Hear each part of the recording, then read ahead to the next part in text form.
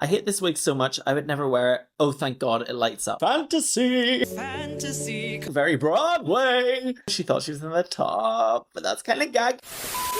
What's the crack, and welcome back to my YouTube channel. I am Blu Hydrangea, queen of the mother tucking world, and this is the series where we're going to see who the next queen of the mother tucking world is, as we review UK vs. the World Season 3. BLU! Baby, join the queue.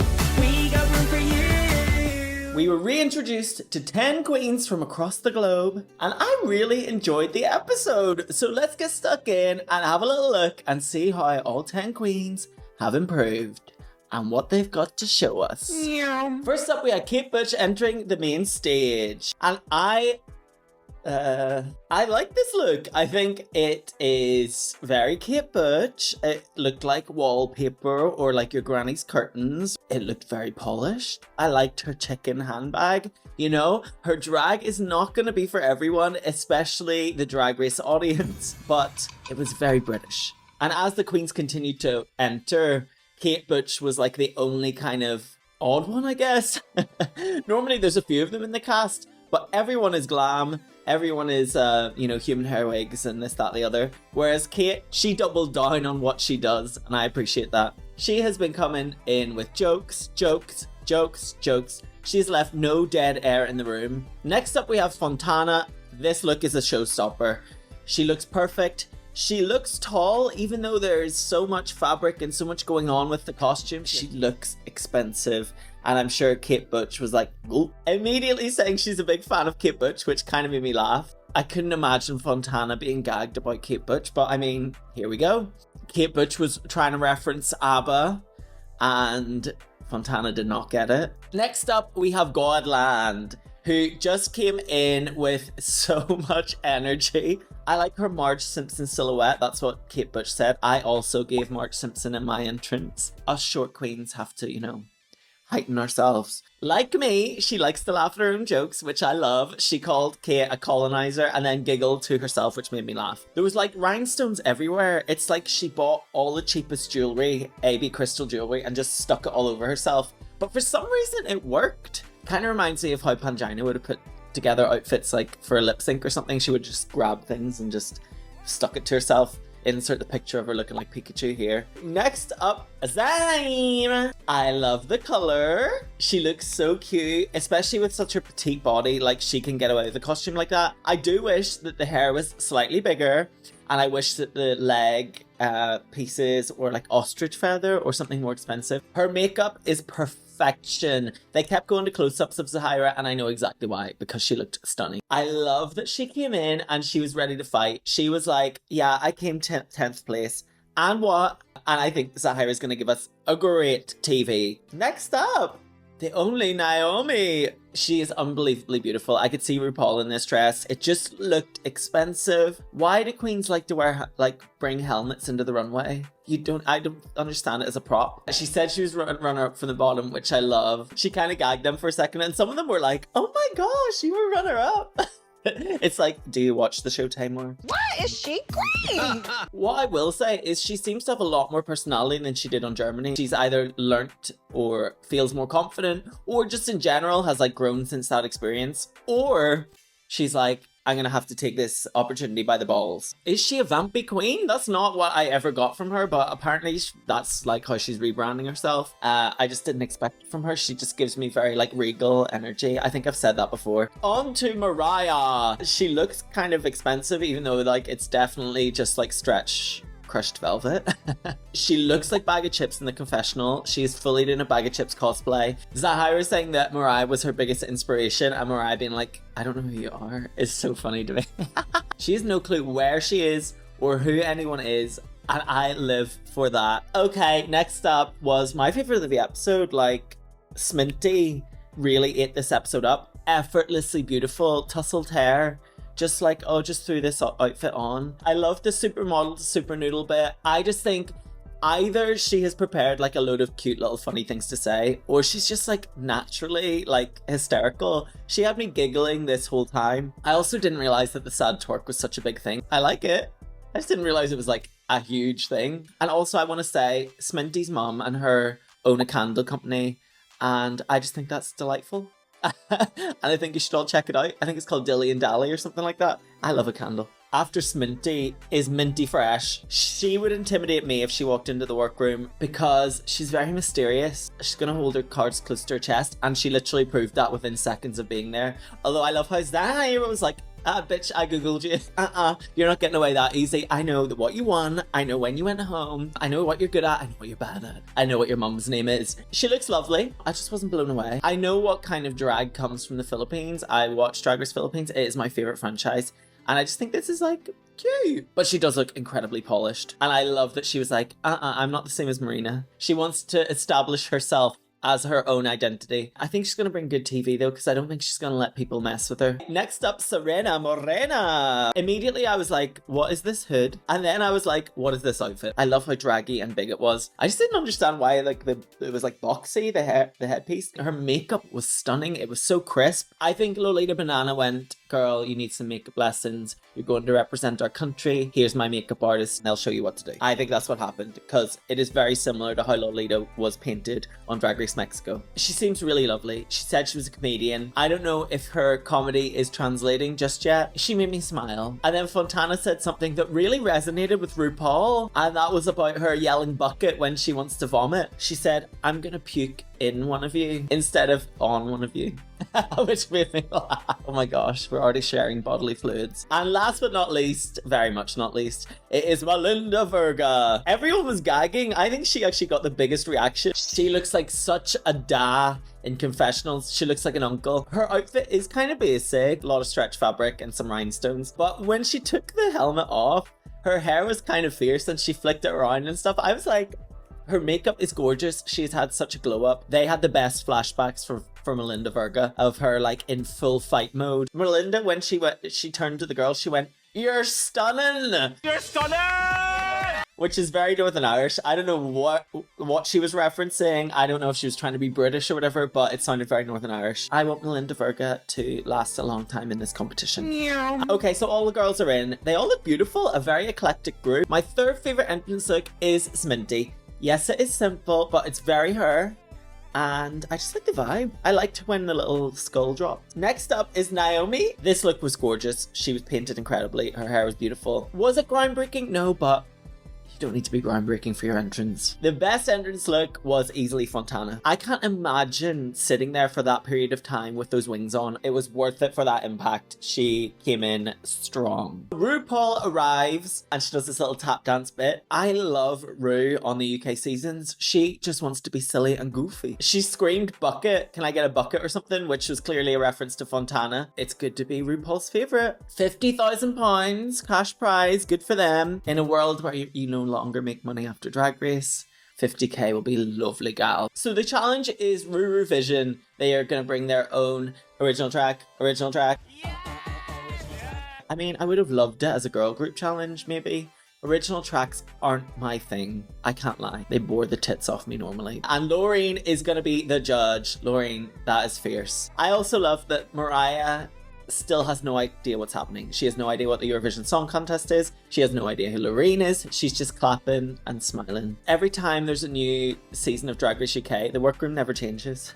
It never has a glow up. It's just the exact same workroom that I walked into 8 years ago now, and they make me feel so nostalgic. They remind me of Viv for some reason. We're immediately in the workroom and Kate is talking. Kate has not let up. Melinda was unpacking all of her wigs. They were all black. Every single wig was all black. I loved Sahira asking Mariah for a history lesson. I literally did the exact same thing with Davina on my season. I was like, what was being gay like in the 1800s, Davina de Campo? Okay, so now we are on the main stage of RuPaul's Drag Race, and RuPaul has just entered wearing a pink napkin. I have seen Ru in better looks, although the mug was flawless. I love it when Ru wears a coloured lip. Oh look, I'm on the other side now. Okay, so we're getting to the VTs, which Graham narrates. I thought it could have been funnier. Does Fontana, is there like a joke there about Fontana farting? Sounds like a Eurovision song that you wanted to qualify from the semi-finals, but just didn't. but it's still the one that you listen to. You still listen to it. And she was throwing herself around that stage. She was doing all the stunts and tricks and flips. She was just entertaining. That's what the challenge asks for. Be entertaining and have an original song. And that's exactly what she did. And at this point in the episode, I couldn't tell whether this was going to be like one of the best or like mid. I just couldn't gauge how far people were going to push it. Next up was Godland, who looked so cute. I find it hard to hear the words in her song. I still like the song. I thought it was very fierce. I wasn't living, dying, gagging until the sparkler came out, and that was so fun. She looked like a cartoon character when she was going and then spraying it on her face was wild, and I bet she did not tell a single soul on production that was about to happen until she did it. Vivian taught me that tip. Ask for forgiveness later rather than permission first. That works perfectly on Drag Race. Also, imagine shooting sparklers at RuPaul. Like, the stage is not that far away from the judges. Was it my favorite of the night? No. I thought it could have been pushed a bit further. Maybe like sparkler tits. The sparkler could have been introduced earlier in the number. I thought it was the highlight of the number, but it was so short. Zahira was up next. I think she's wearing marmalade, if I'm not mistaken. I've seen marmalade in something similar to this. It's a beautiful outfit. She looks incredible. It was like that CD sissy thing that Billie J Mills has been doing on TikTok. My name's Nigel, and I love wearing women's clothing. And that was the best bit of the number. I think it was like a swing and a miss for Zahira. I thought she could have been doing more. Maybe she could have been the CD sissy, and that was the joke. Maybe this was how she found drag, that she was the CD sissy called Nigel who wanted to become a drag queen. But I still loved her and she looked beautiful. Next up we have Melinda, who's singing live. Singing? I respect the decision to sing live a lot. That takes a lot of cojones. She was earnest, she looked good, and she showed off a talent. Was she the best singer? No. I think it's very hard to do something sincere, especially when you have a group of rotted drag queens who are giggling at you. Sminty literally looked to the judges and then giggled with gratitude. Next, Naomi, the only Naomi. Graham said her name so bizarrely. I need to put it in here. The only Naomi. She looks incredible. The wig was beautiful. The big blonde wig. It started so strong because it was goofy. It was weird. She had reveals. She was bald at one point. It could have been the oil that was all over her body. I don't know. She was slipping and sliding. It just fizzled out a bit. But it wasn't bad. The girls were not feeling it either. Even at one point, RuPaul had to like clarify why this was good. And I thought it was good. It was goofy. It was fun. And I like to see that from Naomi. Next up, Mariah. She comes to the stage. It's all very serious. Immediately, Lorene is like, this is a serious moment. I'm gonna lock in. Whatever she was talking about, she was selling it to me. I thought this was maybe about the LA fires. I wondered where the naked men were coming into it. But of course, if you're gonna have the option to have naked men there, you're gonna take it. You can tell that she had no idea what Eurovision was. This is like the least Eurovision of the night. I kind of enjoyed it. I mean, it was Mariah. You know when you have Lorene locked in that you're doing something right. Sminty, I love Sminty. I just fell in love with Sminty this episode. I knew immediately it was going to be a sad twerk reference, didn't we all? If the reference is good, then it doesn't matter. And she didn't rely on that being the joke. Like, there were other jokes there, which I appreciate. She also called RuPaul old. It was full of personality. Not much to say other than I really enjoyed it. Minty fresh. She looked super expensive. For some reason, she was singing like this. There was like a point where she sang the word fantasy. Fantasy. It was very operatic, very Broadway. But the song was like kind of given fierce. I did like the song. It was very much like her original talent show. I think she had like all these neon lights and like an original song. Maybe she thought the like light sticks, like the lightsaber things would be enough. But they kind of just got a bit wishy-washy on the stage. Okay, next up was Kate. This has to be my favorite of the night. You know, this is like the origins of drag. This is old school British comedian humor, Victoria Wood. It's like a cabaret act. She could stand up on any stage across the world and do this bit. There was like every cabaret technique in there, misdirection, there was wordplay. It must have taken her ages and lots of rehearsals to learn this song, and I know she probably wrote it herself too because she's a funny bitch. It's also a huge deal and a huge risk to sing live, and I think she did it really successfully. Her waist looked beautiful too. She was very like snatched. But did I love the outfit? No, it was very bag of chips. Serena was up next. Immediately I was like, I hate this wig. But later I learned that there was obviously a lot going on in this wig. Yeah, I've written, I hate this wig so much, I would never wear it. Oh, thank God, it lights up. I didn't love this talent show, if I'm honest. You know me, blue humor. It's very much my thing. I'm a naughty girl. It was just a bit cheap or something. I did like the gag of the electricity, and then she pulled out this dildo at the end with a battery strapped to it, which was kind of funny too. But isn't she likable? Doesn't she seem like a lovely person? So that is it for the talent shows. Overall, I actually enjoyed it. Considering I'm not a massive fan of original tracks, I thought everyone did well. There was no massive flops. It's shaping up to be an incredibly interesting and fun and easy to watch episode. I love this kind of drag race. This is my favorite kind of drag race. So my top 3 for the Ruruvision. In third place, I'm putting Fontana. She performed it really well. She looked beautiful and it was very Eurovision. I mean, it ticks all the boxes for me. In second place, Sminty. If you can't tell, I'm a sucker for some humor. In top place, it's Kate. This song showed off all of Kate's talents. I just thought it felt like a proper cabaret act. And my bottom 3 for the talent show, in no particular order, because I'm not that cruel. Okay, I'm gonna say Melinda, because of her vocal strain. I wasn't the biggest fan of Serena Morena either. I thought the joke was like a bit obvious, but I do like her. Third, I think Zahira. She could have done more, but she did look incredible, even though she thought she was in the top. But that's kind of gaggy. I thought I was going to be the top of my talent show, but I wasn't. Let's get on to these runways. First up, we have Fontana. Why is she dressed as ABBA when she literally didn't know ABBA songs earlier? I feel like even when Ru was like, "Do you hear the drums, Fontana?" She was like, girl, what? I love the royal blue. I love that like spinning mechanism around her waist. I've seen something like that be made and they used the same mechanism as like a fidget spinner. I don't know. A super clean look. Godland is next. Super camp. She's dressed as a lobster. These colors on the runway just really pop, don't they? They're so vibrant. I loved all the stoning. It was properly encrusted, which looked really nice. The only thing was that her black hair was poking through the cap of the headpiece. Next up is Zaira. Her makeup was amazing. She wore a lot of headpieces on her original season. Whenever I saw a photo of the headpiece, I was like, it is actually really beautiful. It just could have been more eleganza. Zahira is always going to make up for it in the face. Next up, we have Melinda. I could see Cheryl Hole in this. I don't know. Undeniably, she has had a glow up. Her face and hair look stunning. It's such a cute look. You can really see her like corset poking out from underneath what she was wearing, which means that the fabric was kind of flimsy and cheap. You're a freaking Canadian cowgirl, bitch. Just go for it. Okay, next up we have Naomi, who looked spectacular. It wasn't perfect. It was almost like kind of like a piece of art that she was wearing. It looked like something that had been sculpted or made by hand, which was, I loved that aspect of it. And the hair is beautiful.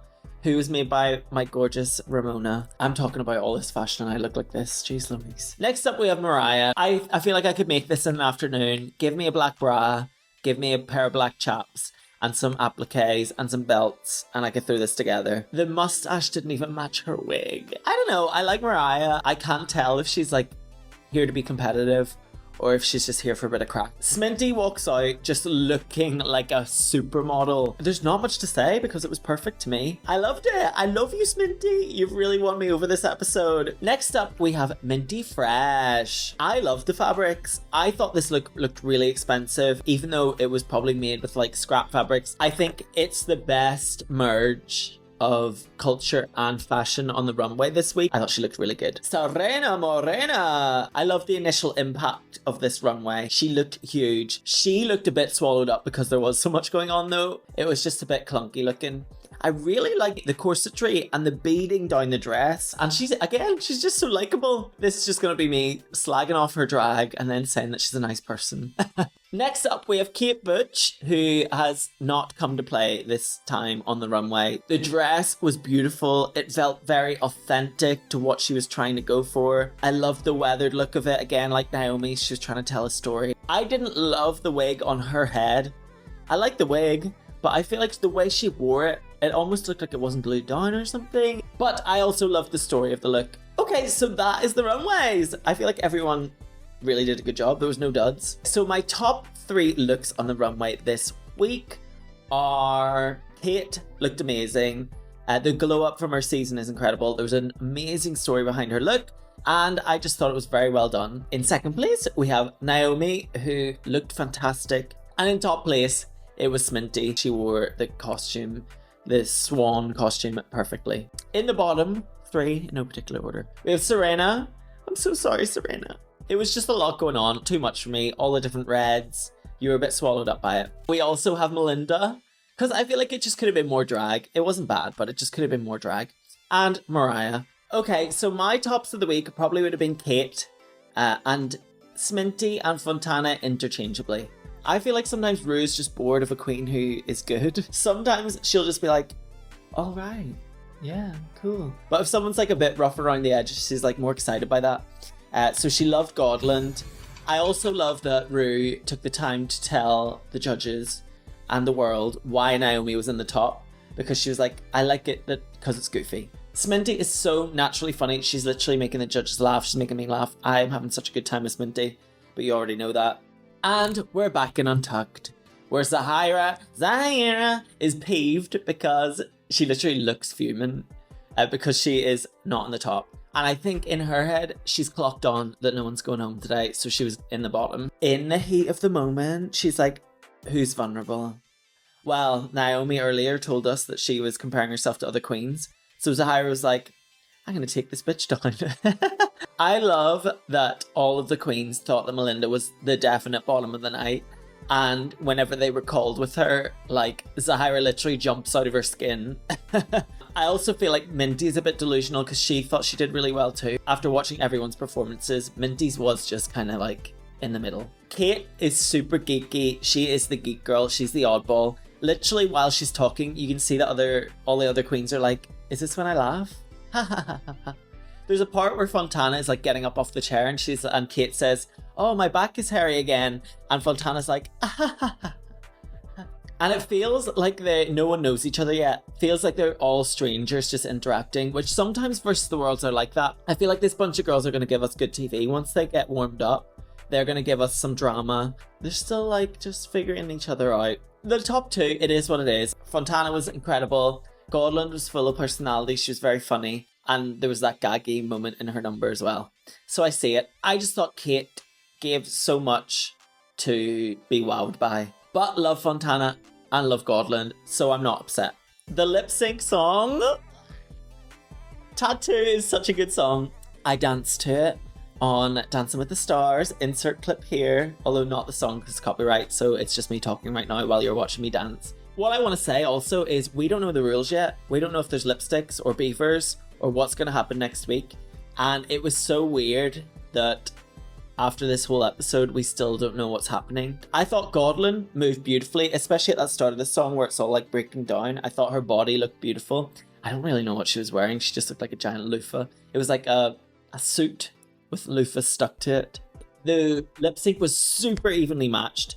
I think they both gave very left field versions of what they thought this song needed to be performed like. Yeah, it could have went to either one, but I do love Fontana. It was like a real nice full circle moment because she's lip synced for Loreen before and won on Drag Race Sweden, and now she's done it again and won, but on UK vs the World. So we have our first repeater badge with Fontana, who I knew was going to come in all guns blazing, and she clearly did. I did say she was going to be one of my top 4, and look at her.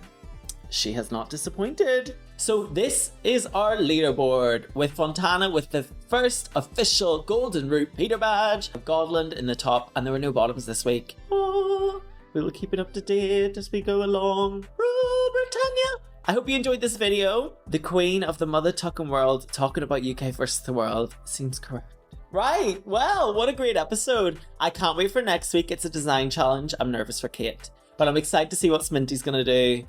Naomi, Minty Fresh. I think, oh my gosh, it's just going to be such a fun episode, and we're going to learn a lot about the queens. Love you lots, and I'll see you then. Bye.